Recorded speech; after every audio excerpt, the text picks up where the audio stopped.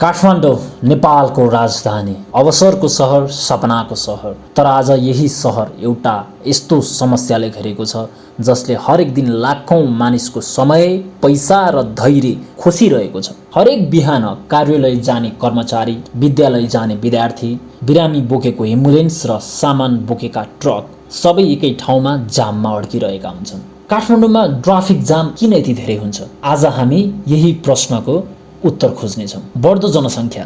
पछिल्लो केही दशकमा काठमाडौँ तीव्र रूपमा फैलिरहेको छ।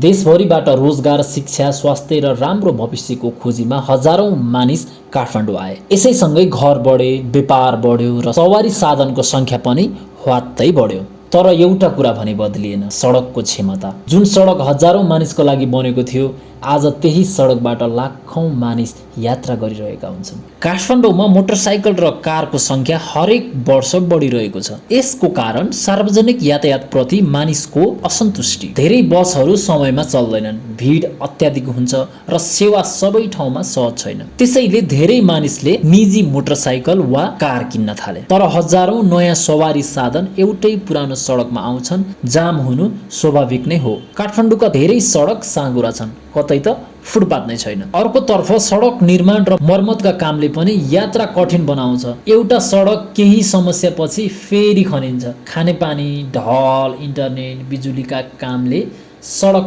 पटक पटक अवरुद्ध हुन्छ। यसले ट्राफिकको गति अझ सुस्त बनाउँछ। ट्राफिक जामले केवल समय नष्ट मात्र गर्दैन, इन्धनको खर्च बढ्छ, वायु प्रदूषण बढ्छ, मानिस तनावमा पर्छन्, व्यवसायमा असर पर्छ र कहिलेकाहीँ त एम्बुलेन्स समेत जाममा अड्किनु पर्ने अवस्था आउँछ, जसले जीवन मृत्युको प्रश्न समेत खडा गर्न सक्छ। काठमाडौँको ट्राफिक जाम कुनै एक दिनमा बनेको समस्या होइन, तर सही योजना, सामूहिक प्रयासले यसको समाधान सम्भव छ। यदि हामी सबैले नियम पालना गर्यौं, सहरलाई साझा जिम्मेवारीका रूपमा हेर्यौं भने काठमाडौँको सडक एक दिन अवश्य सहज बन्न सक्छ।